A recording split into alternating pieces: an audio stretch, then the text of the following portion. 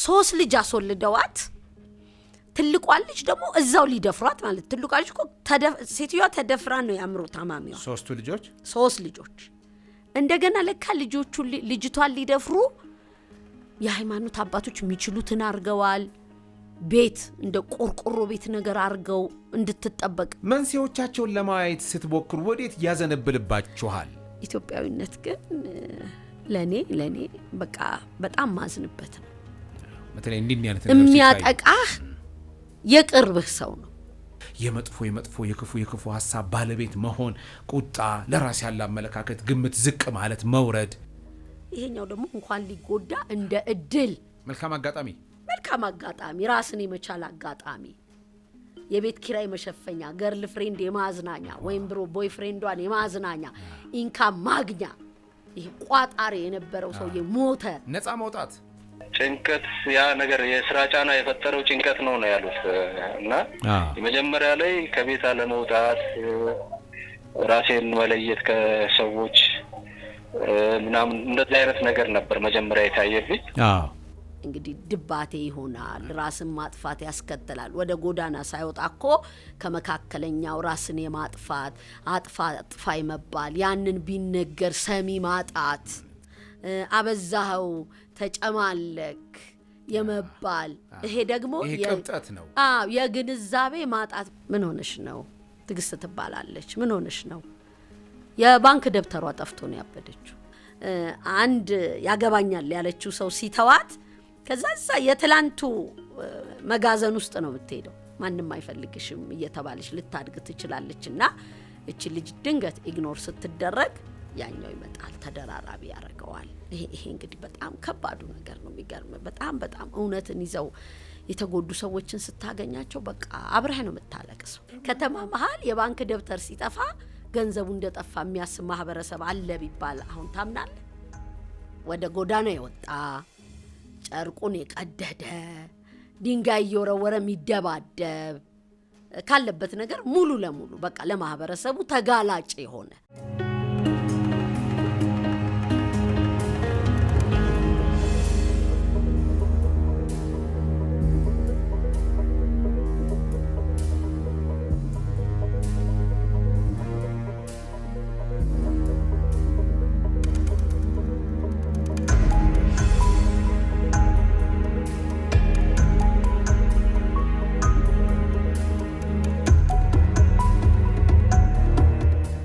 የከበረ ሰላምታችን ይድረሳችሁ ክብራትና ክብራን የሃዱ ሬዲዮና ቴሌቪዥን አድማጭ ተመልካች ቤተሰቦች ሁሌ እንደምንለው በዚህ ዝግጅት የተለያዩ እንግዶች ይቀርባሉ ዕውቀታቸውን ልምዳቸውን ተመክሯቸውን ህይወታቸውን ጭምር የሚያጋሩ የዛሬ እንግዳችን ወይዘሮ ኪያ ስብሐት የቦርናጌን የአእምሮ ህሙማን ማገገሚያ ማዕከል መስራች እንዲሁም ዳይሬክተር ናቸው ታዲያ የምናነሳው ከአእምሮ ጤና ጋር ተያይዞ ነው በተጨባጭ በማዕከል ውስጥ የተለያዩ የጤና እክል እየደረሰባቸው ግለሰቦች እዛው የሚገኙበትን እሱን ህይወት ተጨባጩን ነገር ነው የምናነሳው ታዲያ እሳቸው ብቻ አይደሉም በእንግዳችን በማዕከል ውስጥ የአእምሮ ጤና እክል ደርሶባቸው እዛ የሚገኙ ያገገሙ የነሱንም ህይወት እንዴት ነው ብለን በየመሃሉ እናገኛቸዋለን ያጫውቱናል ማለት ነው ወይዘሮ ኪያ በቅድሚያ በጣም ነው የማመሰግነው እኔም በጣም አመሰግናለሁ ከአእምሮ ጤና ጋር ተያይዞ መሰረታዊ የሆነ የሰው ልጅ አካላዊ ደህንነት መቆጣጠሪያ ነው ብለን ማንሳት እንችላለን እሱ ብቻ አይደለም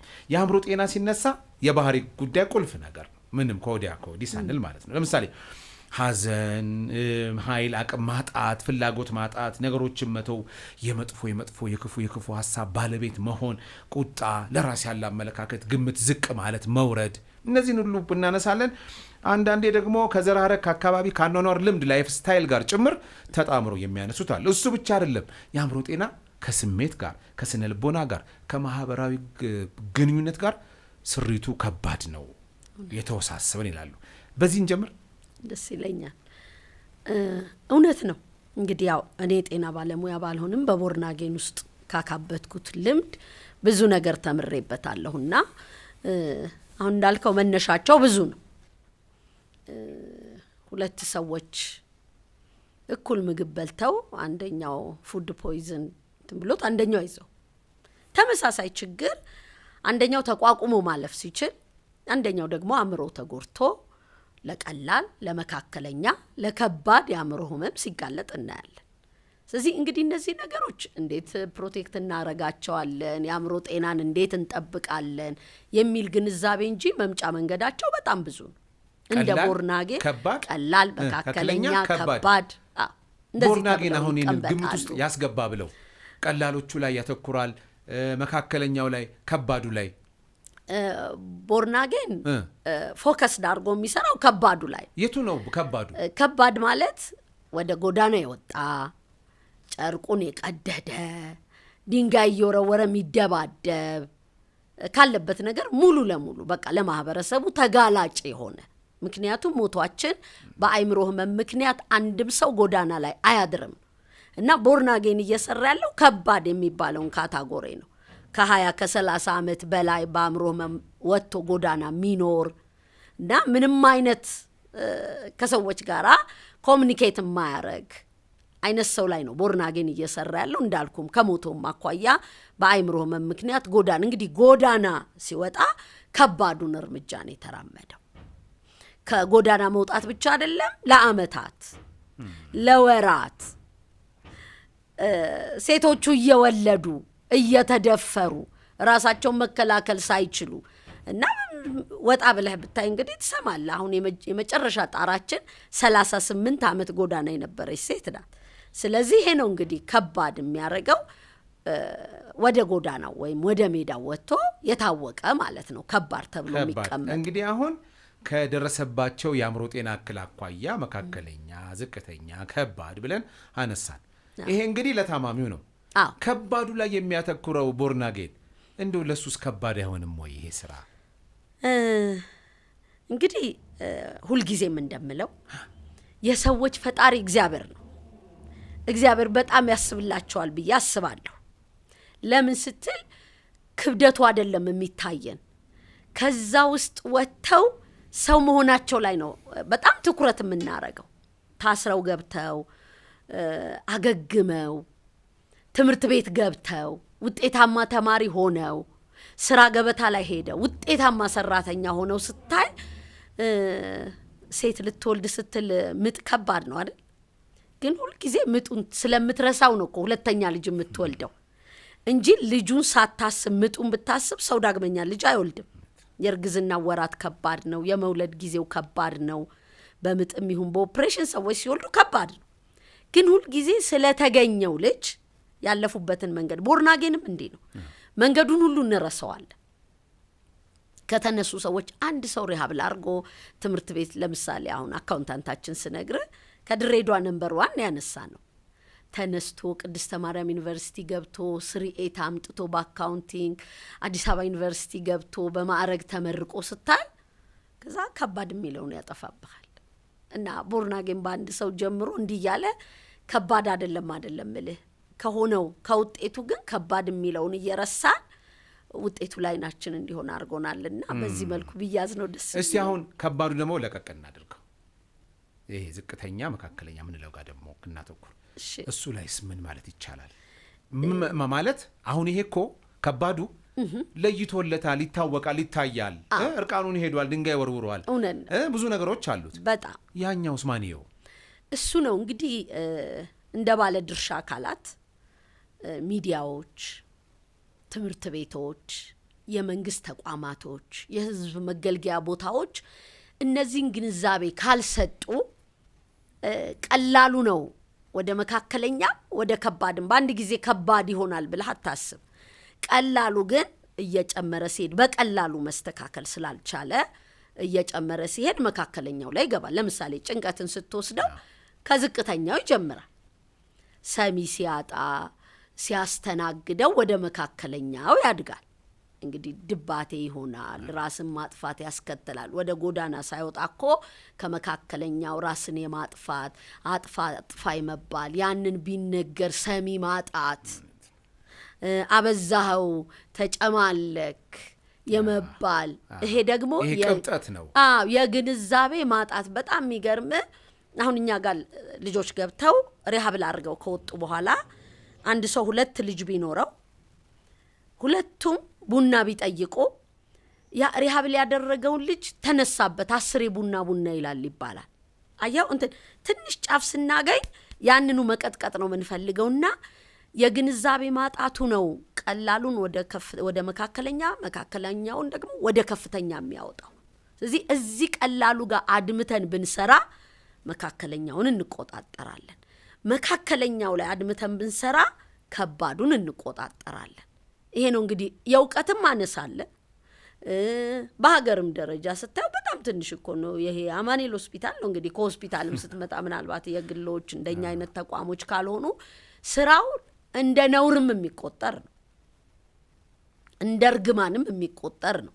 ስለዚህ የእምነት ተቋማት፣ ሚዲያዎች፣ የመንግስትም ሆነ የግል ተቋማት በዚህ አቅጣጫ በጣም ሊሰራ ይገባል። በጣም እንደው ወደ እናንተ ልምጣ ቦርናጌን ምን ያህል ሰዎች እንደው በማገገም ውስጥ አልፈዋል? እንደው እስካሁን ድረስ 400 ሰዎች ሸኝታቸዋል። አዎ አሁን ደግሞ ድርጅታችን ውስጥ 144 ሰዎች አሉ። በጣም ጥሩ። አሁን እንግዲህ ማንሳቱ ማምጣቱ እንዲያገግሙ ማድረጉ ከብዙ ጉዳዮች ጋር ይያዛል። ሕክምናው አለ፣ ለእነሱ የሚሰጣቸው ትኩረት አለ፣ የመሳሰለው በጣም መንስኤዎቻቸውን ለማየት ስትሞክሩ ወዴት ያዘነብልባችኋል? መደቦች አሉት የየራሱ። ወጣቶቹ ጋር በተለይ ወጣት ወንዶች ጋር ስትሄድ ሱስ አለ። ሱስ በራሱ ቀጥታ የአእምሮ ህመም ነው ባንለውም ተጋላጭ ግን ያረጋል። ሱሶች አሉ፣ መላመዶች አሉ፣ የሚለምዷቸው አሉ። ከዛ የኢኮኖሚ እጥረት ይገጥማቸዋል። ተማሪ ስለሆኑ ወጣት ስለሆኑ አንዴ የለመዱትን ሱስ ለማሳካት ያልተገባ መንገድ ይሄዳሉ። ስለዚህ እነዚህ ተደራራቢ ነገሮች በጣም ወደ አእምሮ ህመም ይወስዳቸዋል። ወደ ሴቶቹ ጋር ስትመጣ የመከዳት የሪሌሽንሺፕ ችግሮች ናቸው። በፍቅር በትዳር ተስፋ አድርጋው ያገባኛል የነገ የትዳር አጋር ይሆናል ብሎ መጠበቅ፣ ከዚያ የዛ ሰው ሀሳብ መቀየር። ቅድም እንዳልኩ አንዳንዶች በጣም ጎበዝ ሆነው በጣም እንደውም ሻይን ያረጉበታል፣ የተወይ ለመልካም ነው ብለው ወደ ሌላ ህይወት ይሄዳሉ። አንዳንዶቹ ደግሞ በዚያ ይጎዳሉ፣ ቅስማቸው ይሰበራል። ቅድም እንዳልኩ የተደበቁ ፈንጆች አሉ ያደግንባቸው። ስንወለድ አንተ እጭ ማን ይፈልግሃል እየተባለ የመጣ ሰው አንድ ያገባኛል ያለችው ሰው ሲተዋት ከዛ የትላንቱ መጋዘን ውስጥ ነው የምትሄደው። ማንም አይፈልግሽም እየተባለች ልታድግ ትችላለችና እቺ ልጅ ድንገት ኢግኖር ስትደረግ ያኛው ይመጣል፣ ተደራራቢ ያረጋዋል። ይሄ እንግዲህ በወጣቶች ላይ የምታየው ነው።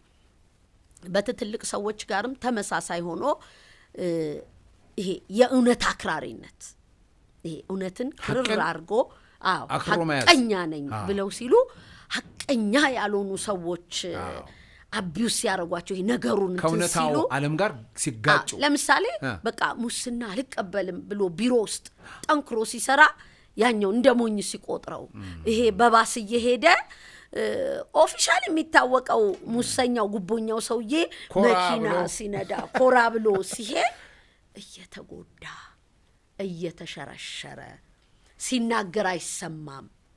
እንትን ድምፁ እየወረደ ይሄ ሐቁ ድፍን እየተደረገ እየተረገጠ ሲሄድ ለዚህ ነገር ይዳረጋሉ። ይሄ እንግዲህ በጣም ከባዱ ነገር ነው። የሚገርም በጣም እውነትን ይዘው የተጎዱ ሰዎችን ስታገኛቸው በቃ አብረህ ነው የምታለቅሰው። እና ዛሬም ያን እውነታቸውን ንቃርገው ይዘው እንዴት እስከ መቼ የሚል ቁጭትና ከዛ አቅም ማጣት አለብን። ለምሳሌ ትልቅ መስሪያ ቤት ውስጥ 50 ሰራተኞች ያሉበት መስሪያ ቤት ውስጥ 4 እንዲህ አይነት አክራሪ ሰዎች ቢኖሩ ቮቱን አስበው 46 ለ4 ይሆናል። ከዛ መኮሳመኑ፣ ኩስስስ ማለቱ፣ ልጆቹን ያኛው በቦጫጨቀው ገንዘብ ልጆቹን በጣም ትልልቅ ትምህርት ቤት ሲያስተምር የዚህ የቤት ውስጥ ሲገባ የትዳር አጋራቸው እስከ መቼ ነው ካንተ ጋር የምኖረው?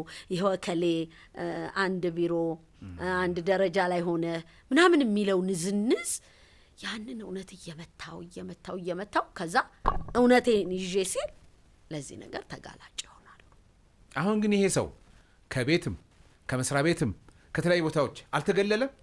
በጣም ተገለለ። በጣም እና ከዛ ጎዳና ሐቀኛ ነው፣ ሙስና አይቀበልም፣ በድህነት ውስጥ የምንኖረው እኮ እሱ ሐቀኛ ስለሆነ ነው ተብሎ እሱን የሚጠብቀው የእሱ ወገን የሚሆን አለ? የለም። እሱ ነው በጣም የሚገርም በማህበረሰቡ መካከል እንዲህ እንትና አንድ ቢሮ ነው የሚሰሩት። አቶ እንትና እኮ መሬት ገዝተዋል፣ ቤት ገዝተዋል፣ አንተ ኪራይ ቤት ነህ ዛሬም ስትባል ቅሽሽ ትላለህ። የልጆቹ ጥያቄ አለ፣ ብራንድ ያለው ልብስ ለመልበስ ስልክ። አንዳንዴ እንግዲህ ልጆችህን ቼክ አድርግና ከትምህርት ቤት ሲመጡ እንትና እኮ አይፎን እንዲህ ለራሱን መግዛት አይችሉ እንኳን ለልጆቹ ገባ። አቶ እንትና ግን አንድ አይነት ቢሮ ውስጥ ሆነው አንድ አይነት የደሞዝ ተከፋይ ሆነው ልጆቻቸው ሁሉ አይፎን ስልክ አላቸው። ገባ የሚማሩበት የሚያረጉት ጫማ አሁን ከልጆቹ አይደለም የምንሰማው ፑማ ምናምን ሲሉ ከልጆቹ እኮ ነው የምንሰማው። እና ያለ ማሟላት አይችልም፣ በቃ መስረቅ አለበት። ለመስረቅ ደግሞ አይፈልግም፣ ህሊናው አይፈቅድለትም። ስለዚህ ምን ውስጥ አለ? እዚያ አጣብቂኝ ውስጥ።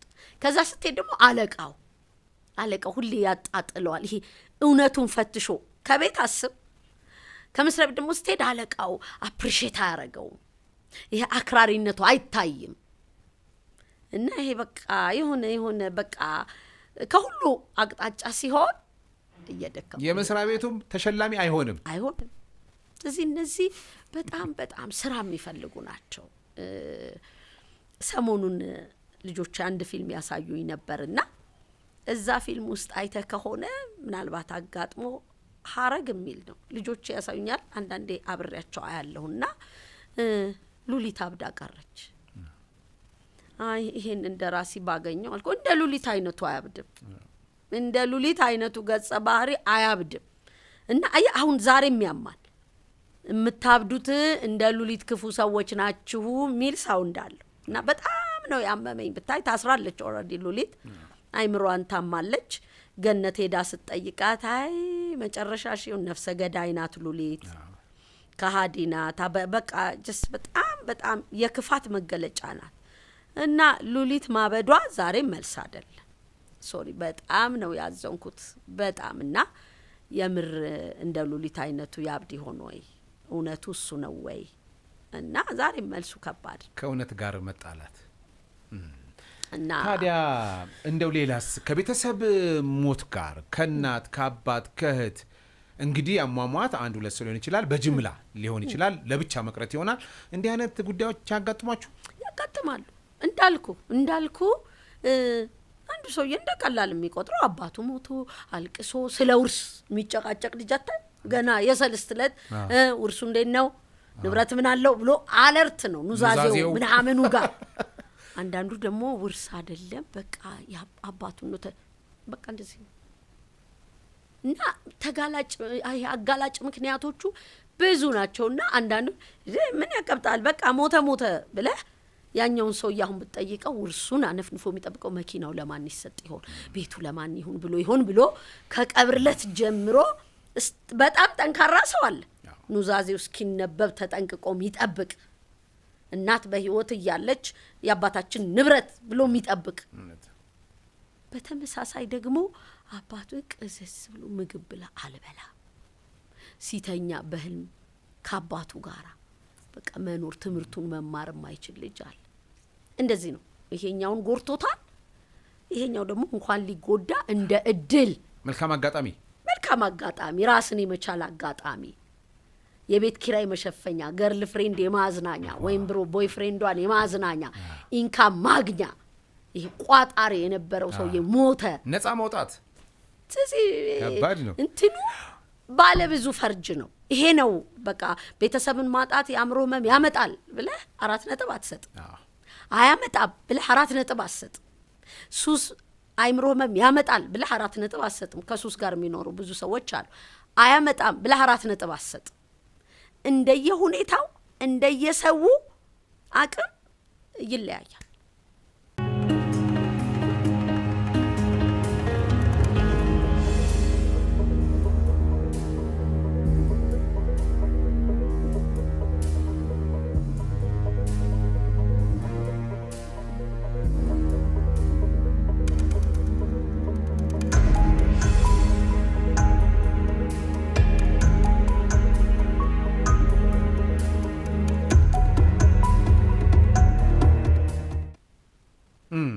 መቼም በዚህ ሕክምና ውስጥ የንግግር ሕክምና ትልቅ ቦታ አለው።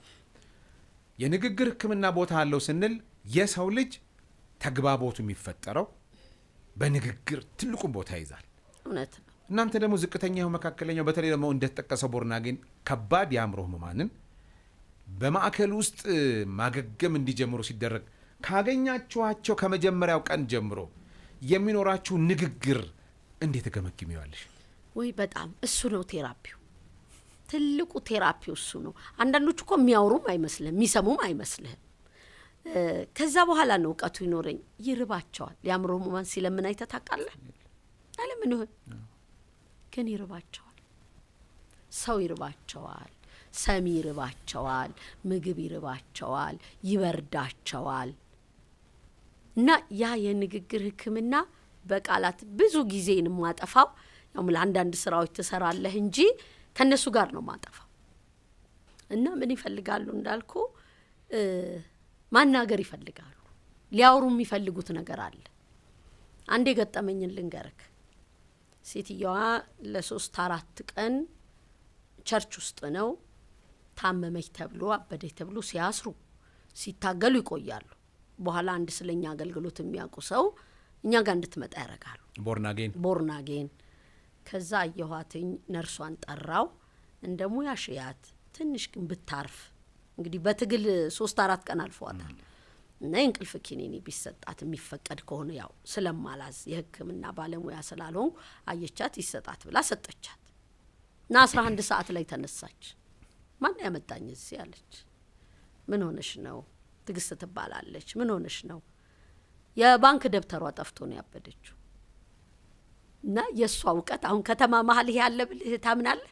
ከተማ መሀል የባንክ ደብተር ሲጠፋ ገንዘቡ እንደጠፋ የሚያስብ ማህበረሰብ አለ ቢባል አሁን ታምናለህ? እኔ አላምንም። ቢነግሩ ስላየው ነው ማምኑ። መታወቂያ በይው እኮ በቃ። እና የባንኩ ደብተር ሲጠፋ ባንክ ውስጥ እንግዲህ ተቸግራ ሙዝ ትነግዳለች እና እሱ ብር አብሮ እንደጠፋ አሰበች፣ አበደች። ከዛ ያ ብር እኔ በምላት መንገድ ካልተሳካ እኔ እንደምሰጣት ነገርኳት።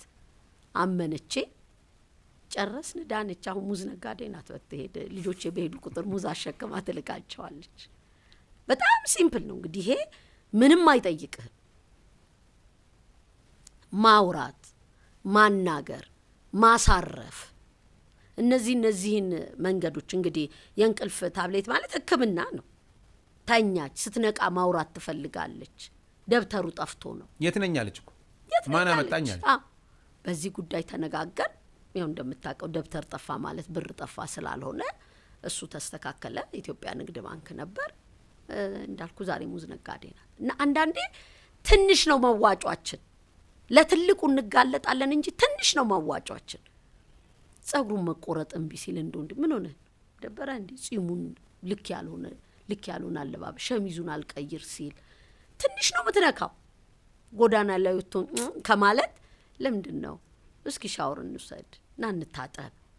እና አንዳንዴ በጣም በትንሹ ልንቀጨውና መልክ ልናስይዘው የሚገባውን ነገር ለምሳሌ ታነቅ ይለኛል ብሎ አይነግርህም እኮ ግን ምንድን ነው ጥሩ አይደለህም። ያንን ፈልፍሎ ትንሽ እኮ ነው ፈልፍሎ ሲነግርህ ከጎኑ ያለ ሰው አይደል ይሄን የሚያየው ታቀለዋል። ካለዛ ግን ስም አሁን አንዳንድ አይወድም ከክላሱ አይወጣም በቃ ገባ ክላሱ ነው ይላሉ እናቶች። ምንድን ነው ክላሱ ማለት? ማን ነው እሱ? እኛ ቤት ተወልዶ ክላሱ ተሆነ የሆነ ደሴቱ ሲኖር በቃ እንደ ትልቅ እንክብካቤ ይደረግለታል። ሲገባም ጎንበስ የሚበላው ክላሱ ይደረግለታል፣ የሚጠጣው ክላሱ ይደረግለታል። በቃ አትንኩት። የሆነ ፕሮግራም ሲኖረን ወይ እሱ እኮ አይወድም በቃ እንደዚህ መሆን እና ይሄ ወጣመት እኛ ራሳችን እውቅና ችግር እንደሆነ ሳናቅ ማለት ነው። እሱ እኮ ተቸግሮ ነው። ሰው ፊት መቆም አይችልም። የሚሰማው ነገር አለ። ሰሞኑን አንድ ፕሮግራም ነበረ እና እናትየው እዛ ፕሮግራም ላይ አለች። ስቅ ብላ ለቀሰች። ምን ሆነሽ ነው? ልጄ ብርድ ላይ ነው። 21 ዓመት ልጅ ማለት ነው። ለምን እጁ ላይ ትንሽ ለምጥ አለበት። ሰው አይጨብ እንዲ መንገር ነው እኮ ይሄ ቆዳ ማለት ይሄ ማለት ነው። በቃ ይሄ ሊያማከ ስቅ ብርድ ላይ ነኝ ቶሎ ነኝ ብሎ ቴክስት ያደርግላታል። እና ወዴት እየሄድን ነው? በጣም ጎበዝ ውጤቱን አይቼዋለሁ። ዩኒቨርሲቲ የገባ ልጅ ያቋረጠ እና አትገምተውም። አሁን ምንም ትልልቅ ሰዎች አሉ አይደል? ቆዳቸው ላይ ነው ፈልገውት አይደለም። ስለዚህ ይሄ ነው ሕክምናን ካለው ይታከማል፣ ባይታከምም የተለየ የሚያመጣው ነገር የለም ብለን መስራት ስላልቻልን እነዚህ እየሄዱ አሁን እንዳልኩ ገለልተኛ ይሆናል፣ ከክፍሉ አይወጣም። እናቶች ለዚህ በጣም በጣም አሳዛኞች ነን። ምግቡ እንዳትረብሹት በቃ አስቀምጡለት ሲነሳ ይበላል ይባላል እና ሳይታወቅ እሱም ቤተሰብም ተባብረው የሆነ ደሴት ውስጥ ይሆናል። ድባቴው እየተጫነው ይሄዳል ከቤተሰብ ጋር። አሁን ደግሞ ኤሌክትሮኒክሱ አለ፣ ሰው ሁሉ ሞባይሉን ይይዛል። እኔ ቤት ገባና ዛሬ ሞባይል የመያዣ ቀን አይደለም፣ ማንም ሰው ሞባይል አይነካምላል።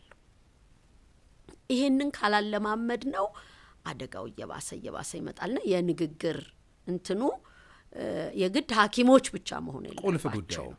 ቁልፍ ጉዳይ ቤተሰቡ፣ ማህበረሰቡ፣ የስራ ባልደረባው እያረፈደ ሰውየው ሲገባ ይሄ ሰውዬ በጣም እያረፈደ ነው ምናምን ብለህ ከምትለው ምንድነው ምክንያቱ? ምንድነው የገጠመው?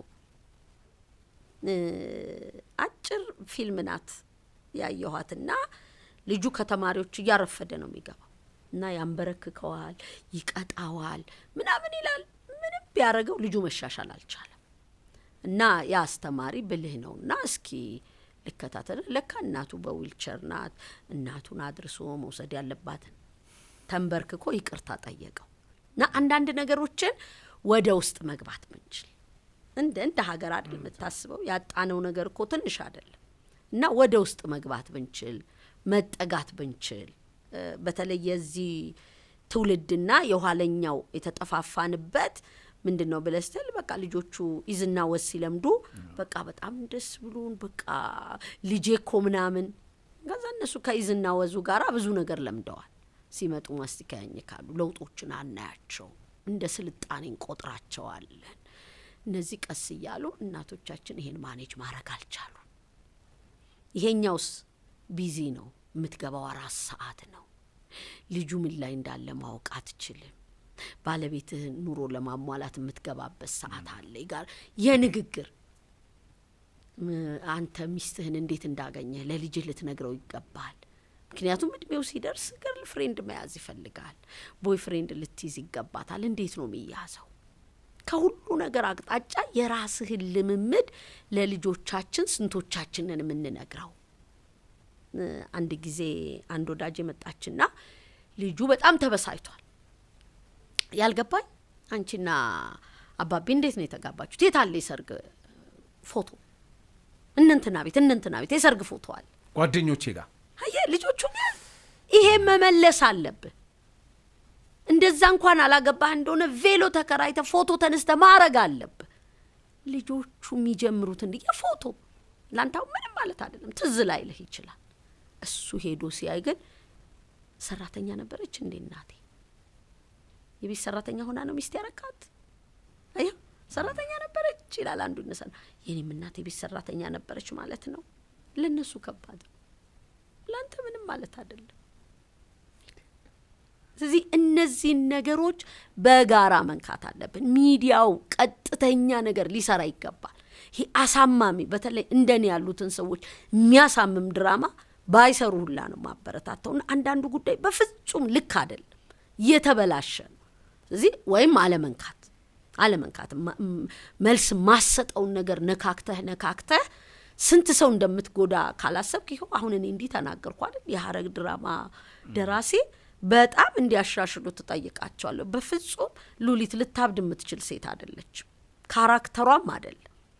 ስለዚህ እንዲህ እማናቀውን መተው እስክታቀው ድረስ የምታቀውን ደግሞ በአቅም ለሰው ይጠቅማል የምትለውን ነገር ማቀበል የሁሉ ሰው ኃላፊነት ነው።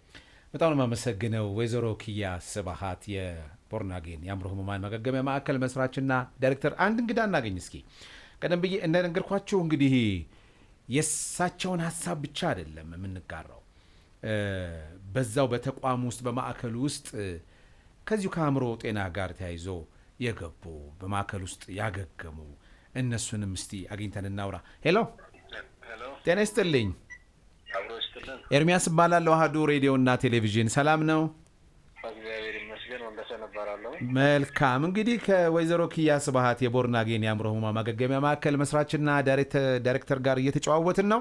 ከማዕከሉ ደግሞ የተወሰኑ ሰዎችን እንደው እያገኘሁኝ አንዳንድ መረጃ እንቃየር እያልኩ ነውና ካንተ ጋር ትንሽ ቆይታ እናድርግ። ደስ ይለኛል።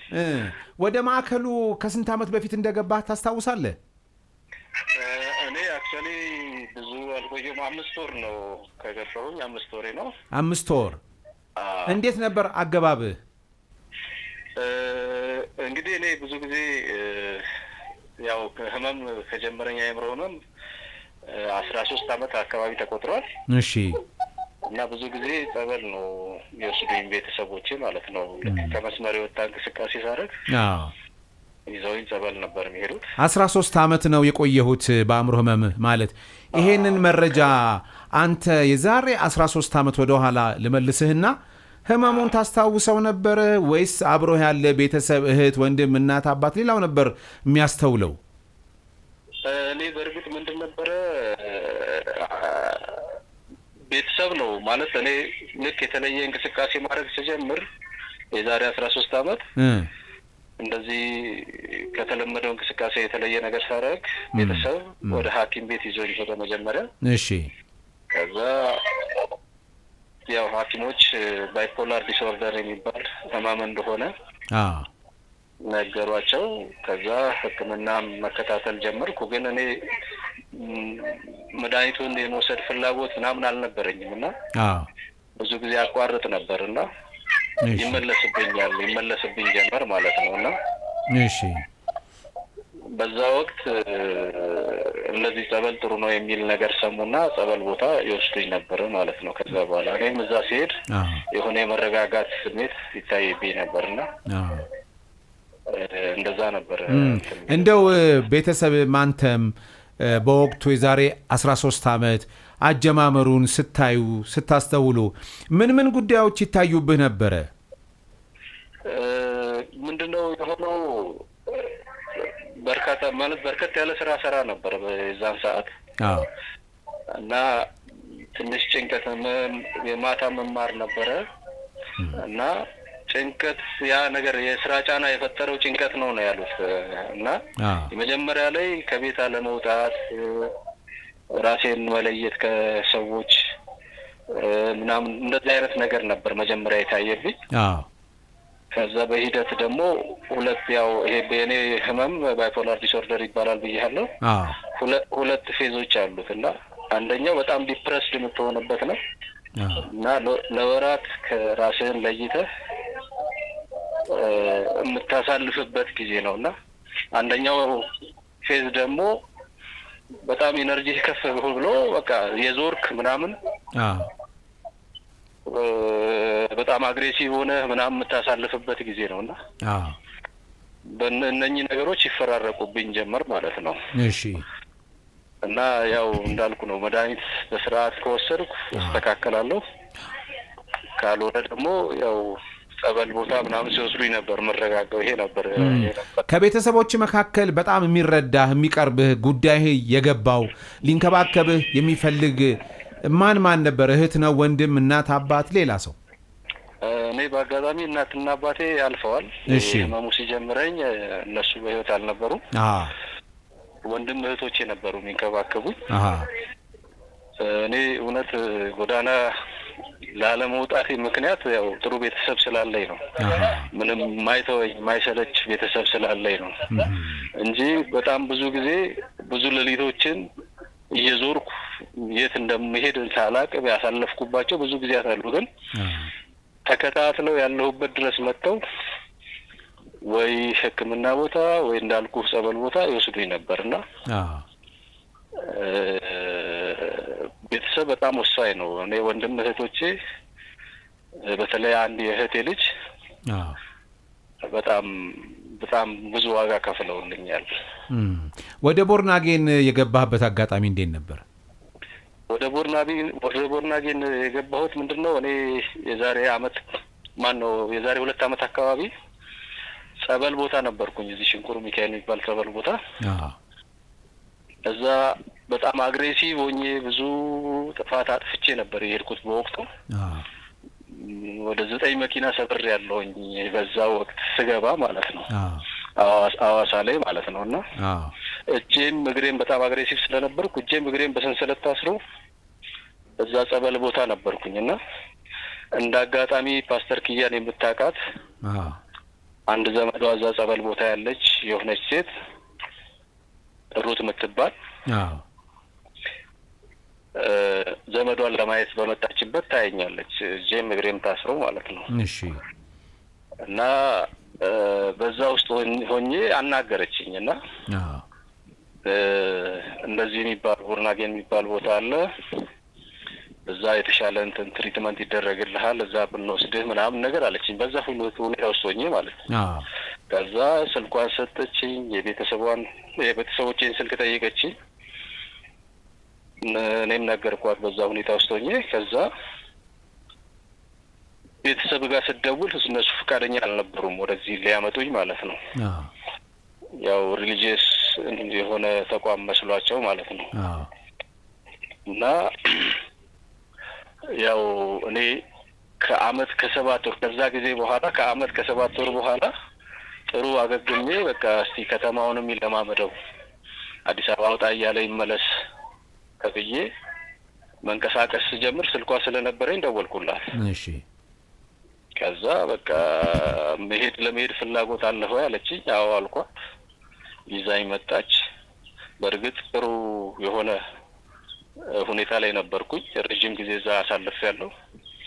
ያው በአእምሮ ህመም ላይ ደግሞ ብዙ ጊዜ ከሱስ ምናምን ከራክ ጤና ይስተካከላልና እኔም ከሱስም ከምንም ረቄ እዛ አመት ከ7 ወር ስላሳለፍኩኝ ጥሩ የጤና ሁኔታ ላይ ነበርኩኝ። መጣሁኝ። ከፓስተር ኪያ ጋር አገናኘችኝ። ፓስተር ኪያም ኢንተርቪው አደረገችኝ። በጣም ማለት ያለፈ ሂስትሪዬን በሙሉ ጠየቀችኝ። ከዛ ምንድነው የሆነው?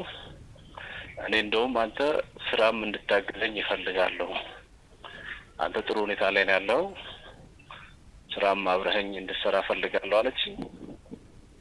እና መጣሁ። ብዙም እዚህ ረጅም ጊዜ ሳላሳልፍ ወደ ስራ ከተተችኝ ማለት ነው። አሁን በስራ ላይ ነው ያለው?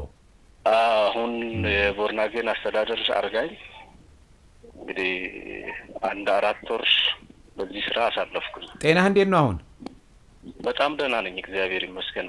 በጣም ጥሩ ሁኔታ ላይ ነው ያለው። በጣም ነው የማመሰግንህ። ጤና ከዚህ በላይ እንዲጠበቅ ምርታማ እንድትሆን ከልቤ ነው የምመኘው። ስራህም የተሳካ እንዲሆን እመኛለሁ። በጣም አመሰግናለሁ።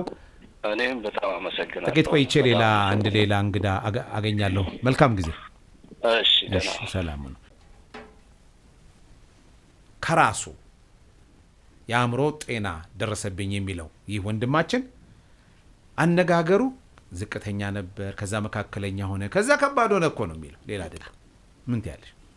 ይኸው ነው። እንግዲህ በቅርቡ እንዳልኩ ያ ከዝቅተኛው አግዘነው ቢሆን በዚህ ልክ የት ይደርስ እንደነበር አስብ። ከጾታ አኳያ እስኪንየው ከጾታ አኳያ ወንድ መሆን ሴት መሆን መቼም በተፈጥሮ የተሰጠ ልዩነቶች አሉ። ያ ደግሞ ልንወጣቸው የሚገቡ ነገሮችን በህይወት ውስጥ ኃላፊነት ጭምር ያሸክማል። ለምሳሌ ሴት እናት መሆን፣ ልጅ ማጥባት፣ ምናምን ማሳደግ፣ አባትም ደግሞ በበኩሉ ተፈጥሮ እንግዲህ እንደው ከዚህ አኳያ ጾታ ማዕከል ብናደርግ ከአእምሮ ህሙማን ጋር ተያይዞ እንደ ቦርናጌን የምታገኟቸው ሰዎች ከጾታ አኳያ እንደው የህመሙ ክብደት፣ ክፋት፣ ብዛት እንዴት ነው የሚታየው? በጣም ብዙ ከጾታ አኳያ ሴቶቹ ላይ የሚደርሰው ነገር ከባድ። ቦርናጌን 32 የዛሬ ሳምንት የገባ 33 ልጅ አለን ከአእምሮ ህሙማን ሌላ ልጆች። እነዚህ 33 ልጆች የኖሩን የሴት የአእምሮ ህሙማኑ ልጆች ናቸው። የአእምሮ ህመም አንድ ነገር ነው። ጥቃት ሲጨመርበት፣ ጥቃቱ ልጅ ሲያመጣ ልጅ ኬር ማድረግ አለመቻል ድርርቦሹን አያል። ቦርናጌን ለሴቶች ነው ቅድሚያ የምንሰጠው። የሴቶቹም ግቢ ነው ሰፋ ያለ፣ ቁጥራቸውም የሴቶቹ ቁጥር ብዙ ነው። ለእርጉዞችና ልጆች ለያዙ ቅድሚያ እንሰጣለን። ለምሳሌ እንደው በጠቅላላ ንግግር ብንወስድ ባልና ሚስቶች ከተጋቡ በኋላ ልጅ ባይወልዱ እቺ በቅሎ አይደለም የሚባለው ሲጀምር አየህ። ምናልባት እኮ የሳቸው የሰውየው ችግር ሊሆን ይችላል። ያ ሳይጣራ የመጀመሪያ ቀጥታ ተጠቂዋ እሷ ናት። ልጅ በትምህርት ከተወለደ በኋላ ደግሞ ልጅ በትምህርት ዝቅተኛ ውጤት ቢያመጣ ያ ሰነፍ ልጅሽ ተጠያቂ ወንዶቹ የጥሩ ነገር መገለጫ። ይሄ በራሱ ቤት ውስጥ የኢኮኖሚ ጥገኝነቱ ማድረግ የሚፈልጉትን ማድረግ አለመቻሉ ጫናዎቹን ነው እኮ ምንም ሌላ አይደለም። እንደዚህ ሚዛን ላይ ስታስቀምጣቸው እዚህ ላይ አሁን 100 ኪሎ ብታስቀምጥና ብረት ጠረጴዛ ላይ 100 ኪሎ ብታስቀምጥ ይሄን ከተ ይላል አይደል? በቃ እንደዚህ ማለት እኮ ነው። ያ ሚጫነው ጫና እያጎበጣት ቤት ውስጥ ከዛ ደግሞ ልክ እንዳልኩ እኛ በመናነሳቸው ደረጃ ምንም ጥያቄና መልስ የለም። ሴቶቹ ላይ የሚደርሰው 3 ልጅ ያላት ሴት አንስተናል። ቅድስተ ማርያም በር ላይ በጣም የሚገርምህ እዛ የመነጽር ስራ ምናምን አለ አይደል? እሱ አካባቢ እነሱ ናቸው የጠቆሙን ልናነሳ ሄድን ቀን። እኔ ከቅድስተ ማርያም በእውነት የሃይማኖት አባቶች ቄሶቹ ወጥተው መርቀውኝ ነበርኩ። ራሴ ሄጃለሁ። የአካባቢው ሰው 3 ልጅ አስወልደዋት ትልቋ ልጅ ደግሞ እዛው ሊደፍሯት ማለት ትልቋ ልጅ እኮ ሴትዮዋ ተደፍራ ነው የአእምሮ ታማሚዋ። 3 ልጆች እንደገና ለካ ልጅቷን ሊደፍሩ የሃይማኖት አባቶች የሚችሉትን አርገዋል። ቤት እንደ ቆርቆሮ ቤት ነገር አርገው እንድትጠበቅ ያ ሁሉ ግን አያድናትም። ሊያጠቃት ከሚፈልገው ሰው መቼም ሰው ደጅ አድሮ እሷን አይጠብቅም። ያነሳናት ቀን የነበረውን ነገር ደስታቸውን በቃላት አልነግርክም። እንግዲህ ታማሚዎቹ እነዚህ ናቸው ወይስ እነዛ ደፋሪዎቹ ናቸው ለመለየት ለእኔ በጣም ይከብደኛል። እና የሴቶችን የአእምሮ ህመም እሳት ላይ ቤንዚል እንደመጨመር ቁጠረው። በቃ ያቀጣጥለዋል። ልጅቷ ስትደፈር እናትየው ምን የምትሆኑ ይመስልሃል? ከዱከም ጤና ጣቢያ የወሰድኳት አሁን ልጇ የ4ኛ ክፍል ተማሪ ሆኖልኛል። ከወለደችው በኋላ በቢላ ወጋችሁ። ልጁ ሲሰቃይ ማየት ስለማትፈልግ እኮ ነው። እኔ ተሰቃይቻለሁ፣ እሱም ለምን ይሰቃያል? ቢሞት ይሻላል። በጣም ነው የምታዝነው። ጥቁር አንበሳ ነው የአንጀት መሸፈኛው ተነክቷል ተብሎ ሰርጀሪ የተሰራው። ቤተሰቦቿ ከዛ በኋላ ተገኙ። ከዳነች በኋላ በፍጹም ልጅ አንፈልግም አሉ። ምክንያቱም እየወቃች ትገድላለች፣ ብዙ ገድላለች ማለት ነው። ሞቲቫ ግን ምን እንደሆነ ታውቃለህ? ልጇን መጠበቋ ነው። አንተ ከምትጎዳባት ቢሞት ወይ ፈጣሪ ጋር ቢሄድ ወይ ብላ ልታስብ ትችላለች። እና ሴቶቹ ላይ ያለው ተደራራቢ ነገር ማስረዳት አይቻል። በጣም ከባድ። አሁን እነዚህን ወደ ማዕከሉ ወደ ቦርናጌን ሲመጡ ህፃናቱንም እናትየውንም ነው የምትቀበሉት? ቀጣዩስ ያለው ህይወት እንዳልኩ እናቶቻቸው የሕክምናው የፍቅሩ መንፈሳዊ ሁሉም እኛ እጅ ላይ ያለ ነገር ሁሉ እናረጋለን። ልጆቹን አሁን በቅርብ ጊዜ ለብቻው ግቢ አድርገን እንዳልኩ 33 ደርሰዋል። በ2017 በዚህ አመት ማለት ነው 19ኙ ትምህርት ቤት ናቸው። አሁን የተቀሩት ምዝገባ ጨርሰዋል። ቢያንስ ወደ 25 ልጅ ተማሪ ይሆናሉ ማለት ነው። በዚህ አጋጣሚ ካራሉ የመጀመሪያ ደረጃ ትምህርት ቤትን ከልቤ አመሰግናለሁ። ለቦርናጌን ቅድሚያ ሰጥተው በሁሉ ነገር ቅድሚያ ተሰጥተው ለኛ ልጆች የትምህርት እድል እንዲያገኙ ተደርጓል። ወደ 25 ልጆች በ2018 ተማሪዎች ናቸው ማለት ነው። የልጆቹ ጉዳይ በዚህ ነው እየሄደ። እነዚህ 25 ልጆች ግን 33 ልጆች የሚማሩት አሁን የተመዘገቡት 25 ናቸው። ሌሎቹ አልደረሱም። በአጠቃላይ 33ቱ ሁሉም ብዙዎቹም የቅድስተ ማርያም አይነት እጣ ፈንታ የገጠማቸው በዛ የተገኙ ናቸው። ጎዳና ላይ የነበሩ እኛ ጋር ነፍሰ ጡር ሆነው የገቡ እኛ ጋር የተወለዱ እንጂ ሁሉም የነሱ ልጆች ናቸው። የሴት የአእምሮ ታማሚዎቹ ልጆች። እስኪ አንድ ሰው ደግሞ እናገኝና የምናገኛት ደግሞ ምትለንን እንሰማለን። ወይዘሮ ክያ ስብሐት በቦርናጌን የአእምሮ ህሙማን መርጃ ወይም ማገገሚያ ማዕከል መስራች ዳይሬክተር፣ ከሳቸው ጋር ጭውታችንን እያደረገን ነው። ከሳቸው ጋር ብቻ አይደለም የአእምሮ ህሙማን ነበርን፣ በዚህ ህመም ውስጥ ነበርን ያሉ ሰዎች እነሱ ደግሞ የራሳቸውን ህይወት ያጋሩናል። ሄሎ እንደምን አለሽ? እግዚአብሔር ይመስገን። ኤርሚያስ እባላለሁ። አህዱ ሬዲዮ እና ቴሌቪዥን። ደህና ነሽ? እግዚአብሔር ይመስገን። ስምሽን ማን ልበል? እሺ ቅድስት አድማሱ እባላለሁ። ደህና ነሽ ቅድስት? እግዚአብሔር ይመስገን። ምንድን ነበር ያመመሽ? እስኪ ንገሪኝ። ያመመኝ ባይፖላር ዲስኦርደር ነው ያለኝ። እሱን ያወቅሁት ከ3 ዓመት በኋላ ከታመምኩ 3 ዓመት በኋላ አንቺ ማለት ነሽ ብሎ ዶክተር ነግሮኛል። ከ3 ዓመት በኋላ ነው ያወቅሽው? ከ3 ዓመት በፊት እንዴት ነበር የሚያደርግሽ? ምን ጉዳዮች ነበሩ? ወዲያው እንደታመምኩ ነው ሐኪም ቤት የሄድኩት። ያመመኝ ዕለት አንበሳ አይቻለሁ። ላይብራሪ ነበር ለማለና ልጅቷ እንደ ቀልድ ምንም እሱ አልገባኝም። አንበሳ አየሁ። ከዛ በዓል ነበረ። ከዛ ራሴ ጠፋብኝ። ከቤተሰብ ጋር ተስማማሁ። ማለቀስ ጮኩኝና ሐኪም ቤት ወዲያው ስለሄድኩኝ ብዙም አልተጎዳሁም። ቶሎ ቅዳሜ እንደታመምኩኝ ፋሲካ እሑድ ሊሆን ሮብ ሐኪም ቤት ሄድኩኝ። እሺ። እና ከዛ ጊዜ ጀምሮ መሬት ባደረ ራሴ ጠፋብኝ ነበር። ሌላ ሰው የሆንኩ ይመስለኝ፣ ሌላ ማንነት እፈልግ ነበር። ያን ሌላ አሜሪካዊ የሆንኩ ይመስለኝ ነበር። አሜሪካዊ የሆንሽ ይመስልሽ ነበር? አሜሪካዊ ነኝ እናንተ ኢትዮጵያ ያለው ብዬ ወደ ስለሄድኩኝ ብዙ አልተጎዳሁም። እና አሜሪካዊ የሆንኩ ይመስለኝ ነበር። ራሴ ጠፋብኝ። ሰርቀውኝ ነው ቤተሰቦቼ ብዬ ማለት ነው። ቤተሰቦችሽ እንዴት ነበር የሚረዱሽ? እናት፣ አባት፣ እህት፣ ወንድም? እናቴ ናት ያለችው። እናቴ ያለች፣ አያቴ ያለ፣ ወንድሜ ነው። ከዛ ከነሱ ጋር ነው የምኖረው። አሁን 3 ሞተዋል። እና ወዲያው መድኃኒት ዋጥኩኝ። ወዲያው ተመለስኩኝ። በቃ ተመለሰ። ወዲያው እረሳሁት ያንን አሜሪካዊ ነኝ የሚለው ማንነቴ ማለት ነው። ረሳሽው? አዎ ረሳሁት ነው። ወደዛው ተመለስኩ ወደ ቀድሞ። ትምህርቴ ተቋረጠ። የድሮ መውላት ተሞላና ድሮ አልተስተካከለ። ከዛ ስራ ገባሁ 2001 ላይ። ከዛ ሴክሬታሪ እየሰራሁ እያለ 2002 ላይ ደግሞ ድጋሚ አገረሸ። መድኃኒቱን ይዟት ነበር። መዋጥ አለባት ስለተባለ አልውጥም ብዬ እኔ እብድ አይደለሁም እያልኩኝ ያስቸግር ነበር፣ ግን በግድ ያሱትኝ ነበረ። እሺ። እና የተረጋጋሁ ነኝ። በጣም አስቸጋሪ ተደባዳቢ አልነበርኩም። አሁን ግን እንደዛ ሆኛለሁ። አሁን ደህና ሆኜ ነው እንጂ አሁን ተደባዳቢ ሆኛለሁ። ግሶብኝ ማለት ነው። እንዴት እንደሆነ ታውቃለህ? ከዛ 2002 ሊመጣ ሲል ስራ ሰራ ነበረ። ሴክሬታሪ ነበርኩኝ ኤንጂኦ ውስጥ። ከዛ እዛ እየሰራሁ እያለ ለሆነ ፕሮግራም ተካፈልኩኝ።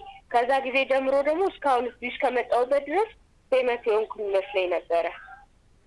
እና ውጪ ሄዳለሁ እኔ ነብይ ነኝ እያልኩኝ ከዛ ድምፅ እሰማለሁ። አሁን ደግሞ ድምፅ መስማት ጀመርኩ። በመሀል ስራ አቋረጥኩኝ። ስራ ነበረኝ። ምንድን ነው የምትሰሚው የነበረው ድምፅ? እዚህ ስራ ከወጣሁ ማለት ሰው እናቴ ከሞተች በኋላ ብቻዬን ሆንኩ። ከስራም ወጣሁኝና ሰዎች ብቻዬን መኖር ጀመርኩ። ያኔ 2014 ላይ ከስራ ነጣሁኝ። አገለግላለሁ ነብይ ነኝ ብዬ ማለት ነው። እና የውጭ አሜሪካ በእንግሊዘኛ ነኛ ጋር ይሉኝ ነበር። እሺ።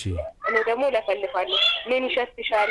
ምን ይታይሻል? እና ከዛ በፊት ዶክተር አብይ አናግሮኝ ስለን እንደዚህ በህመም በድምፅ አሁን ፍጹም ጤነኛ ስለሆንኩ ነው ህመም ነው ብዬ የምነግርህ እንጂ ትክክል ነበር የሚመስለኝ። ጸጋኑን ጤንጤ ስለሆንኩ ጸጋኑ እንዲያነት ነብይነት ጸጋ አለብኝ ብዬ ስለማስብ ማለት ነው። እሺ። እና በመሀል ዶክተር አብይ አናግሮኝ ነበረ። ስራ እየሰራሁ እያለ ከዛ ያኔ ገባሁ ስራ። እሺ። ከዛ ስራውን ደግሞ ተውኩ። ነብይ ነኝ ብዬ ስራ ተውኩኝ። ስራ ግን በተደጋጋሚ 11 ጊዜ ተኝቻለሁ። አሁን 5 ኪሎ ዩኒቨርሲቲ ነበር የምሰራው። እሺ። ከዛ በኋላ 2004 ላይ ነው የገባሁት እዛ ደግሞ። ከዛ እስከ 14 እዛ ነበር የሰራሁት። ከዛ ስራ መሀል ላይ እንዳቆምኩኝ ከማቆሜ በፊት ውጭ ያገናኝ ብቻዬን ነው ድምፅ በጣም መስማት። ቸርች ደግሞ የምወደው ልጅ ነበር እና እሱን አገባለሁ እያልኩኝ ቅድስቱ እንዴ ይባላል ልጁ ስሙ። ቅድስቱ እንዴ ነው ስሜ። አሜሪካዊ ነኝ እኔ ሁልጊዜ የምለው አሜሪካዊ ነኝ ነው የምለው። እና እንደዛ እያልኩ እያለ ከዛ እዚህ የመጣሁት አሁን እዚህ ከመጣሁ 4 ወሬ ነው። እና በመሀል ከቤትም ደግሞ ፍርድ ቤት ኬዝ ነበረ። ተጣላ። ከቤት አስወጡኝ። ከዛ ድምፁ ግን ያናግረኝ ነበር። ዶክተር አብይ አንቺ አገርሽን ስለምትወጂ ኮንዶሚኒየም ይገዛልሻለሁ ምናምን የምኞቴን መሰለኝ የሚያመኝ። ከዛ ከመጣሁ በኋላ ማንም እንደማያገኝ ተጣወቱኝ። እዚህ እንደመጣሁ ተደባደብኩኝ። ከመንገድ ላይ ከብዙ ሰዎች ጋር ተደባድቤያለሁ። መኪና ሰብሬያለሁ። እዚህ ልመጣ ስል እንኳን አልሰበርኩም ብዬ ዋሸሁኝ። ግን ለመጣች ይነግራታል ፖሊሱ ባልሰማበት ሁኔታ። ምን ጥፋት አድርሰሻል? በድብድብ መኪና ሰብሬያለሁ እና ምን መሰለህ እየለመንኩ ነበር። ልጅቷ ቆንጅዬ ናት እና እሷ እያወራች ተፈጥሯል። ከዛ መቷት የሆነ ጎዳና ልጅ መታኝ። ከዛ መኪና ሰበርኩ። ከዛ ቀጠቀጠኝ ልጅ መታኝ። ከዛ ፖሊስ ጣቢያ ይዘኝ ሄደ። አሰበርኩ ነው ስራ አስገባኝ። መጀመሪያ ስራ አልገባሁም ነበረ። መግባት ይችል ነበረ። እየታመምኩ እናቴ ነበረች የምታስገባኝ። ወር እየተኛው 4 ወር ድረስ አማኔ ተኝቻለሁ እና ስተኛ እናቴ ነበረች የምታስገባኝ። ከዛ በላይ አክስቴ ልጆች ናቸው ሊረዱኝ የሚችሉት። ኑሮ ብቻዬን ነው የምኖረው። የሚረዳኝ ጠፋ። ከዛ የሚረዳኝ ስለጠፋ መስሪያ ቤት ባስገባሽኝ አልኳት ማለት ነው። እግዚአብሔር ረድቶኝ ነው እንጂ ምስክር ይዞ መጥቷል። ግን አልመቱኝም፣ አቆዩኝ፣ ሄዱኝ። ግን መኪና ሰብረው አልሰበርኩም። ይህም ይገርም ነገር እንደኔ እንድን ነው። እንዴት ነው አሁን ጤናሽ? እንዴት ነው አሁን? አሁንማ ፍጹም ጤነኛ ነኝ። አልፎ አልፎ ግን ድምፅ እሰማለሁ። ድምፁ ግን ሁሉ ነገር የህመም እንደሆነ አውቄያለሁ። ዶክተር አብይ ቢያናግረኝ የሆነ የህመም እንደሆነ አውቄያለሁ። ፈረንጆቹ ግን ፊልም ነበረ እዚህ እንደመጣው ቦሊውድ ነበር የሚታየውና አክተሮቹ ገንዘብ ስጭን ይሉኛል። ከዛ ገንዘብ እሺ ኦኬ ያልኩኝ አየዋለሁ፣ ተኝቼ አየዋለሁ፣ ምስሉን አየዋለሁ። ከዛ ብር ስጭኝ ፕሮፖርሽን እያልኩኝ የቦሊውድ ስለሆነ ዶላርና የእነሱን እያልኩኝ መክፈል አለብኝ ምናምን እያሰብኩኝ ያያለሁ። እንደሱ ሰጠው እያልኩኝ ያወራለሁ ማለት ነው። በልቤ የሚሰማ የምሰማ። ሌላው ደግሞ ሰው እንደዚህ እያወራ እያለፈ ባጠገቡ ያወራኝ እየሰደበኝ ብዙ ጊዜ ተሰድበሻል ሰድባችኛል ብዬም ተማትቼ አውቃለሁ። ሰልፍ ውሻ ወይ ደግሞ ተፈጥሮዬን እጠለዋለሁ እና ገጣጣ ምናምን እያሉኝ እየሰደቡኝ ይመስለኛል። እና ማታሉ መንገድ አሁን ሲብስብኝ ነው። ግን ሕክምና ማቆምኩኝ የሚቆጣጠረኝ ጠፋና ማለት እንደው አንድ ነገር እስኪ ላንሳ። በዚህ የህመም ጊዜ ውስጥ ከወንዶች በኩል ጥቃት እንዲህ አይነት ጉዳዮች ገጥመውሽ ያውቃሉ? ሙከራው ነበረ? አይ ጓደኛ ነበረኝ። አሁን ከወጣው ከቤት ከተባረኩ በኋላ እዚህ እንኳን ከመምጣት ልጅ 3 ጊዜ ተደፍሬያለሁ። ግን ጓደኛም ነበረ። 3 ጊዜ የት ነው እየተደፈርሽው? መንገድ ላይ እዚህ። አሁን እዚህ ከመምጣት ልጅ ከቤት ከወጣው በኋላ ምሽት ላይ ነው? አዎ። እዛው አብረው ያሉ በውሎና አዳራቸውን ጎዳና ላይ ያደረጉ ናቸው። ታስታውሻቸዋለሽ? የሰፈሩ አንደኛ የሰፈር ልጅ ነው። አንደኛው ደግሞ ከመንገድ ላይ ሰድቤው ከዛ ወደ ፖሊስ ሄጄ ፖሊሶቹ ከሄዱ በኋላ መጣ። የምተኛበት ቸርች አካባቢ ነበር የምተኛው። ቸርች አሴምብል ካወቅከው አሴምብል ግድግዳ ስር ነው ማለት ግቢ ስል አይደለም። ሁሉም ቸርቹ ከተዘጋ በኋላ ተኛለሁ። እነሱም አባረሩኝ ነበረ ስለሚያውቁኝ። ግን እናንተ ስተኙ እዛ ቸርች አባል ነኝ። ፕሮፐር ነበር ኑሮ የምኖረው። በጣም አልተጎዳውም እና አንተ ስተኛ መልሼ እተኛለሁ። አፍናትበት አልኩት። ከዛ ትክክል አላወረብሽ በቁጣ ነው የተናገርኩት። ከዛ እሱ እንዲያስቡ ሲተኙ መጥቼ እተኛለሁ እና የተኛሁበት ራስ ለምን ሄጄ እያለመንኩ ነበር። ለምን ሄጄ ልጁ ተከተለኝ። ፖሊስ ጋር ሲሄድ ራቅና ተከታትሎ መጡ። አስገድዱ ደፈረኝ። ልጅ ነው ደግሞ በጣም ታናሽ። እኔ 37 አሁን ሐምሌ አዲስ መጣ 37 ዓመቴ ነው። ልጁ ደግሞ ልጅ ነው እና ስለሰደብኩት ፈራሁት። ተኛ ሄደ። የሰፈሩ ልጅ ደግሞ አለ ቢታንያ ይባላል። እሱ ደግሞ በሱ ድናለሁ ብዬ ቆርቆሮ ቤት እንዲያስተኛኝ ማለት ነው። ራሴን ጥዬ ቆርቆሮ ቤት እንዲያስተኛኝ ይሻልኩት። ከዛ በሌላ ቀን ግን ሲመታኝ እምቢ አልኩኝ። ግን 3 የሚያስገድሉ እንደርሱኝ። ቦርናጌን ቆይታሽ እንዴት ነበር? እሱ ንገሪኝ እስኪ። እዚህ እንደመጣው ጥሩ ነው። ምግብ አለ፣ ሕክምና አለ። አሁን ደግሞ ሳይኮቴራፒ ጀምሬያለሁ። ቆንጆ ነው አሁን ያለሽበት ቆይታ? አሁን ጤንነቴ ደህና ነው። በኑሮ ደስተኛ ስላልሆንኩ ነው እንጂ ደህና ነው። እዚህ ድርጅት ማደር ቤት አይደለም። እሱ ዲፍረንስ ነው እንጂ የጎደል በጣም ጥሩ ነው። ሕክምናው አለ። ጤንነቴም የተመለሰው እዚህ ነው። ጤነኛ ነኝ ያልኩት ፌመስ አለመሆኔን ያወቅኩት ዶክተር አብይ የሚባል የማያውቀኝ ገንዘብ እንደምሰጣ እንደማላውቅ እዚህ ነው ያወቅኩት። በፊት ግን በጣም ነበር ድምፅ የምሰማው። በጣም ነው የማመሰግንሽ። መልካም ጤንነት እንዲገጥምሽ እመኛለሁ። ወደ ማጠቃለያው እየሄድን ነው። በማስከተል ዘሩባቤልን እንዲሁ የተባለ አንድ ከአእምሮ ጤና ጋር እክል አጋጥሞት የነበር እሱንም አገኛለሁኝ። ወይዘሮ ኪያ እንደነዚህ ያሉ ገጠመኞች መጋፈጥ በዋናነት የአእምሮ ጤና የደረሰባቸው እሱ ሳያንስ ደግሞ ቅድም የተነሳው ሀሳብ ጤነኞቹ ደፋሪዎቹ ህመምተኞቹ ደፋሪዎቹ ናቸው እነዚህ ናቸው የሚለውን ጥያቄ ውስጥ ያስገባልና እንደው ትንሽ ሐሳብ ይጨመርልኝ። እንዳልኩ ነው በጣም ወደዚህ ስራ ከገባው በኋላ ማዝንባቸው ነገሮች ማለት ነው እንደ ማህበረሰብ እንደው ጨዋ እንደሚባል ቤተሰብ ውስጥ እንዳደገ በተለይ ደግሞ ከተማ ላይ እንዲህ አይነት የተበላሸ ነገር ማየት የትነን የሚለውን ነገር እንድንጠይቅ ያደርገናል። በጣም ወደ ታች ስትወርድ ክረምት ሲደርስ በጣም ይረብሸኛል። ወደዚህ ስራ ከገባው በኋላ እንዳልኩ ይበርዳቸዋል እና ያው እኛ ቤት ውስን ስለሆነ ሁሉንም መድረስ ቀርቶ ሁሌም እንደምለው ሞከርን ስለሆነ እስኪ ልብሶች ሲኖሩን እንስጣቸው ብለን ትንሽ እናካፍላለንና በሁለተኛ በሶስተኛው ቀን ይወሰድባቸዋል። ናግራ ይገባሃል። እንዳልኩ ጤነኛው ይሄኛው ነው፣ ጎዳና የወጣው ነው ጤነኛ፣ ይሄኛው ነው ጤነኛ ብለህ መልስ ለመስጠት በግሌ አስቸጋሪ ነው። አንድ ምስክርነት ብነግርህ እዚህ ከ02 ሀና ማርያም አካባቢ ኮተቤ ኮማንደር ዴታሞ በጣም ወዳጄ ናቸው። እዛ ለ10 ምናምን ዓመት ጎዳና ላይ የቆየች ሴት ሌላ ሴት ስናነሳ እባክሽ ብለው ጠየቁኝ። እሺ ብዬ እሳቸውን ቃል ለማክበር ነው ሄጄ ያነሳኋትና እሳቸው ሲነግሩኝ መኪና ይዘው መጥተው ይተኟታል አሉ። እዛ ፖሊሶቹ 02 እንዲህ ወደ ገደል ነገር አለው አይደል እዛ ጋርና ይተኟታል። ከዛስ ልጅ ተወልድና ልጁ እንቅስቃሴ ሲጀምር ደግሞ ልጁ ይታጣል። እና የማይገባኝ ነገር ነው ይሉ ነበር። ስናነሳትም የ6 ወር እርጉዝ ነበረች። አሁን ልጇ የ4ኛ ክፍል ተማሪ ናት። እኛ ጋር ምግብ ቤት ኃላፊ ናት። አሁን እሱን ነው የእውነት አሁን እንደ ስራ ዝም ብለህ ካስብከው እሱን መለየት በጣም ያስቸግራል።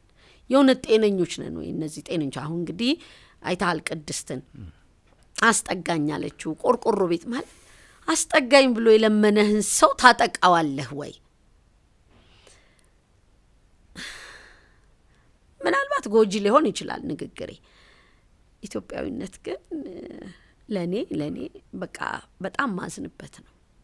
በተለይ እንዲህ አይነት የሚያጠቃህ የቅርብህ ሰው ነው። እንደው ከሌላው ዓለም በጣም የሚለየው በእውነት በአንድም በሌላም ከኢትዮጵያን ያልሆኑ ሰዎች አግኝቼ አውቃለሁና አንድ ቀን አብረኸው ለጠጣኸው ቡና ዋጋ ይሰጡታል።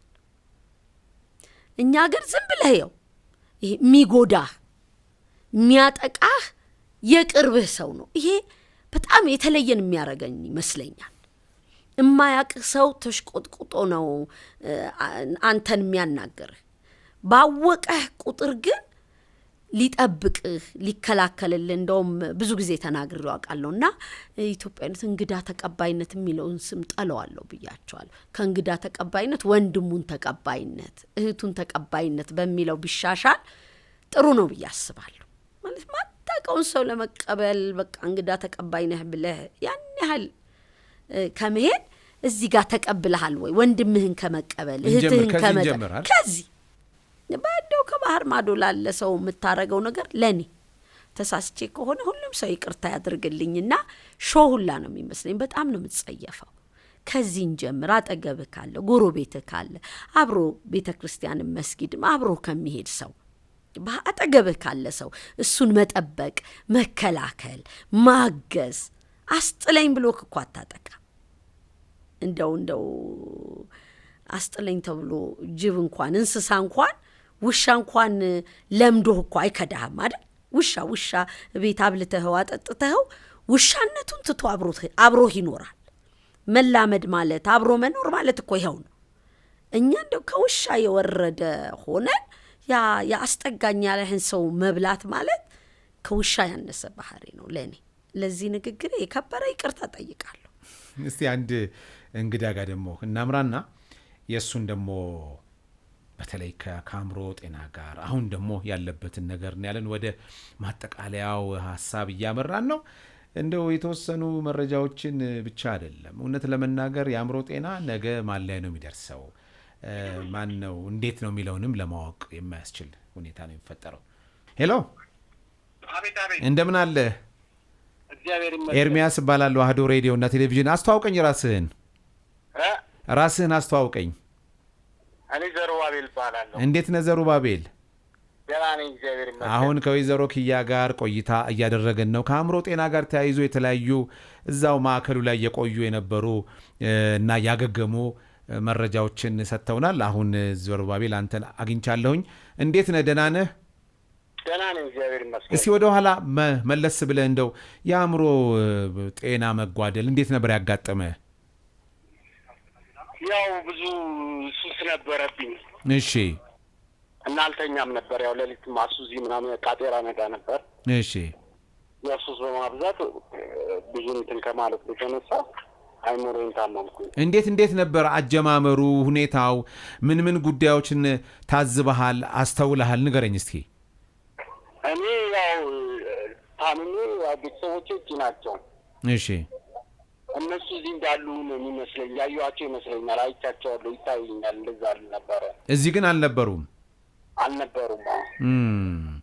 ከዛ ይሄ ቀስ እያለ እያደገ ነው ሄደው። እያደገ ሲሄድ ወደ ምን ከፍ አለ? ከዛ ታመምኩኝ። አማኑኤል አስገቡኝ። በቃ ብዙ ታመምኩኝ። ከሰው ጋር መጣላት ጀመርኩ ማለት ጀመርኩ። ከሰው ጋር መጣላት፣ ዕቃ መስበር፣ እሱን ንገረኝ እስኪ።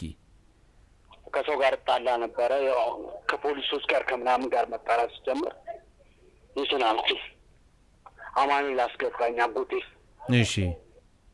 ከዛ አማኑኤል ተኛው። ከተኛው በኋላ ከዛ እንደወጣሁ ከ3 ወር ምናምን በኋላ እዚህ ቦርናጌን ገባሁ። እንዴት ነበር የቦርናጌን ቆይታ? ቦርናጌን አሪፍ ነበረ። እዛው አመት እንደቆየሁ እዛው ወደ ስራ ተመለስኩኝ። ወደ ስራ ተመለስክ? እንዴት ነው አሁን ጤና? ደህና ነኝ። ቤተሰባዊ ሁኔታስ? መቼም ዘሩባቤል በትዳር በቤተሰብ ግንኙነት እንዴት ነው? አሁን አገባሁ። እሺ። አገባሁ። ምን አልኩ? 2 ልጅ አለኝ፣ ወለድኩ። እንዴት ነው ትዳር? ትዳር አሪፍ ነው። እንደው ወደ ትዳር ለመግባት መቼም የተለያዩ ቅድመ ዝግጅቶች አሉ።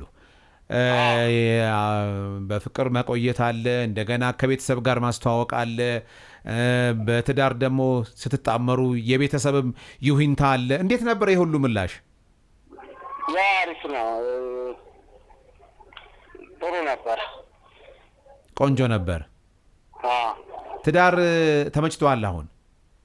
ተመችቶኛል። ትዳር በልጆች ሲባረክ እንዴት ነው ያለው ፍቅር? አሁን አንተ የሚሰማ ስሜት እንዴት ነው? ምንድን ነው? ያው ጥሩ ነው። በጣም ደስ ብሎኛል። ደስተኛ ነህ? ደስ ብሎኛል። በጣም ነው የማመሰግንህ ዘሩባቤል። እሺ። ወደ ማጠቃለያው እስኪ እናምራ። እንደነዚህ ያሉ ጉዳዮች እንደ ቀላል ላላየው። አሁን የእሱን ሀሳብ ብቻ በመዝ እንደ ቀላል አላየውም። ትዳር ይዤ ያለው 2 ልጆች አፍርቻለሁ ሲል ተቋም ገንብቻለሁ እያለ ነው። እውነት ነው። ቤተሰብ ውስጥ ነው ደግሞ ማህበረሰብ የሚሰራው ሀገር ይሰራል የምንለው። አይሽ በጣም እንደነዚህ ያሉ ጉዳዮች ትልቅ ትኩረት ያሳዩና ማህበረሰቡ ዘንድም መንግስት ያሉኑ ተቋማትም የሚጠበቅባቸው ብዙ ነገር አለ። እስቲ ያው አልገለጠውም እንጂ ዘሩባቤል አሁን ቤተሰብ ቢዮጋትስ ብሎ ያውቃል። የሱ ቤተሰቦች ማለት ሚስቱን እንዴት ያገባል የሚል ነበራቸውና ብዙ ነገር ይጠበቅብናል። እውነት ለመናገር ሁልጊዜም እንደምለው ወደ ኔጌቲቭ ነን። 0 ላይ ብንሆን ይሻል። እንደው ትንሽ ኔጌቲቭን ትተን ወደ 0 ብንጠጋ ለመቁጠር ያመቻል። አሁን ግን ከኔጌቲቭ ገና ወደ 0 መምጣት አለብን። የተበላሸ አመለካከት፣ ግራ የገባው ዝም ብሎ አየር ላይ የተመሰረተ መረዳት በሁሉ አቅጣጫ ነው ምነግርህና ይሄ ቢያንስ ወደ 0 ሲጠጋ ለመቁጠር አመቺ ይሆናል። ስለ ኔጌቲቭ መነጋገር ግን በጣም ከባድ። ለምሳሌ አንድ ሴት ተበሳይታ ቅድም እንደነገርኩ የባንክ ደብተሯ የጠፋባት ሴት ያዛት ሲባል እዚህ ሰፈር ነጠላዋን ትጥላለች። ጠጋ ብላ ሹራቧን፣ ቀሚሷን ከዛ ወደ ማታውቀው ዓለም ገብታ ትቀራለች። እና እንዲህ አይነት ነገር ባይለመድ ወጣቶች እንደ ወጣት እንደ ሰለጠነ ሰው መያዝ፣ ማስከን፣ ማስቀመጥ፣ ማባረርን አንዳንዱ ነገር ከየት እንደለመድ ነው ሁሉ ግራ ይገባሃል። ከየት እንደለመድ ነው። መቼም ልጆች የቤተሰብ ውጤት አይደሉ። ይህንን የሚያረጉ ልጆችን ሀይ አለማለት፣ አለማስቆም አሁን እንደሰማኸው እንደ ቅድስት ምስክርነት ያስጠጋህን ሰው ወይም አስጥለኝ ያለህን ሰው መጠበቅ ልጆቻችንን ማሰልጠን አለብን። ካለዛ ግን ክፉ ዘር ነው የሚሆነው። አንዱን ዘር እያበቀለ ወዳልተገባ ችግር ውስጥ ወይም መፍትሄ ወደሚያጣ ችግር ውስጥ እንዳንገባ ከመንግስት እንዳልኩ ትኩረት መስጠት ይጠበቅብናል። በጣም በ2011 የወጣ ይመስለኛል ወደ 27% ነው በኢትዮጵያ ደረጃ ማለት ነው። እንግዲህ በ2011 የተሰራ ነው እና 27% ማለት ደግሞ ሄዶ ሬጂስተርድ የሆነ የታከመው ተቆጥሮ ነው መረጃው የተያዘለት ብቻ ነው። እና ያንተ ቤት እስከሚንኳኳ መጠበቅ የለብህም። መንግስትም በእውነት በጣም አስፋፍቶት እንዳልኩ አንዳንዱ አገልግሎቶች ሐኪም መሆን የማይጠይቁ አሉ። ሐኪም መሆን የማይጠይቁ ጥሩ ስነ ምግባር ያላቸው በትምህርት ቤት እንደ ወላጅ ኮሚቴ ልጆቹን የሚያማክሩ የደረሰባቸውን የሚያወሩ አንዳንድ ትምህርት ቤቶች አግኝቼ አውቃለሁ። እና በጣም ነው የምታዝነው። አባታቸው የሚደፍራቸው ልጆች ያሉበት ሀገር እኮ ነው የምንኖረው። ማለት አያታቸው የሚደፍራ ይሁን አውሬ ነገር ከልቤ ነው የምነግር። በጣም ዝግንን የሚያረግህና እነዚህ ልጆች በትምህርት ቤት ምናልባት በዚህ አጋጣሚ ትምህርት ሚኒስቴር የሚሰማኛል ብዬ አስባለሁና እንደ ገብረ ገባ አይነት ዲፓርትመንቶች ቢኖሩ እዚያ ውስጥ ጥሩ ምስክርነት ያላቸው ወላጆች ልጆችን የሚያገኙበት ፕሮግራም ቢዘጋጅ እንዲህ አይነቱ ምስክርነት አንዳንድ ትምህርት ቤቶች ከኔ ልጆች ይዤ ሄጄ ያውቃለሁ እና እንዲነግሯቸው ሱስ ማለት መግቢያ በሩ ሰፊ መውጫ በሩ ጠባብ እንደሆነ የምናደርግበት ይሄን መንግስት እንዲሰራ በጣም ለብዙ ጊዜ ጮኸናል። ዩኒቨርሲቲ አካባቢ ያሉ ጫት ቤቶች፣ ሺሻ ቤቶች፣ ቡና ጠጡ ቤቶች በጣም ብዙ ጊዜ ጮኸናል። በዚህ አጋጣሚ ማመስገን እፈልጋለሁ። ዩኒቨርሲቲ ዙሪያ እንዲህ አይነት ትውልድን የሚገድሉ ፈንጆች መኖር ስለሌለባቸውና አሁንም በጣም በቀጣይ ሊሰሩ እንዳልኩ የሚዲያ ተቋማት፣ የፊልም ኢንዱስትሪዎች የሚያሳዩን ነገር እነዚህ በቀለተኞች ድሮ ሲወራ ሰማለሁ ይሄ ሳንሱር ምናምን የሚባሉ ነገሮችና እንደዛ አይነት ነገር ቢኖር ማህበረሰቡን የሚጎዳ ነገር እንዳይፈጠር የሚታዩ ልጆቻችን ምናልባት አስተውለህ ከሆነ አንድ ስፓይደርማን የሚባል ፊልም ነበርና በጣም ብዙ ቦታ ለትንንሽ ልጆች እግዚአብሔር እድሉን ሰጥቶኝ መምህራንም ትምህርት ቤቶችን ፈቅደውልኝ ትንብያቸዋለሁኝና የለም ሸረሪት የሆነ ሰው የለም ገባ የሌለ ዓለም እንዲጫንብን አለመፍቀድ አይተህ እንደሆነ ቦርሳ ስፓይደርማን ቦርሳ ስፓይደርማን ልብስ ምናምን በጣም እንደ ትልቅ እንትን ተቆጥሮ ልጆቻችንን የሚሰልብ እና እንዲህ አይነት ትንንሽ የሚመስሉ አሁን ለኛ ነው ትንንሽ ቅድም ነገርኩ እንግዲህ የእናትና የአባቱ የሙሽራ ፎቶ የሌለ ልጅ ይጎዳል፣ መልስ ይፈልጋል። ልክ እንደዚህ ለኛ አሁን ያ ትልቅ ስለሆነ ልጆቹ ትልቅ ኢሹ ያላቸው ይመስለናል አይደል? ትንንሽ ጥያቄዎች አሉ። ለምሳሌ እንደው ሳላነሳው ማላልፈው አንድ እንትን ልንገርህ። ተረት ይባልና ያቶ ከሌ አንድ አህያ ነበረቻቸው። ጦጢት ዛፉ ላይ ሆና አህያዋ ስትሸከም ትስቅባታለች። አንድ ቀን እንቅፋት አስቀምጣ አህያዋ ተደናቀፈች። ከዛ ጦጢት ወርዳ አህያዋ የተጫነችውን ማር በላች። አቶ ከሌ ሲመጡ አህያዋ እንደበደቡ። ከዛ ተረቱ እዚህ ጋር ሲያልቅ ምን መሆን ነው የሚፈልጉት ልጆቹ? ጦጣ። ከዛ ልጆቹ ሁሉ ጦጣ አረግናቸው። እነዚህ እንግዲህ በጣም ሲምፕል የሆኑ በጣም ትንንሽ የሆኑ ነገሮች አንዲት ልጅ ናት የተናገረችውና በጣም የነካኝና ልጆቻችን የምናጫውትባቸው ጫወታዎች አሁን እሷ ያነሳችሁ ነው የኔ አይደለም። እቴሜቴ ሎሚሽ ተብሎ ያ ሰውዬ ምን አለሽ ምናምን ትዳር ፈቱ በጣም በቃ ዝም ብለህ ስታየው በጣም ይበርድሃል። ይሄንን እየከተትንባቸው ነው ያደጉ ያሉት። ስለዚህ መቆም አለበት። ይሄ ካልቆመ አሁንም የተሻለ ትውልድ ለማግኘት ምን በጣም አድካሚ ነው የሚሆነው። ይሄ ያደገ ዛፍ መቀንጠስ ማለት ነው።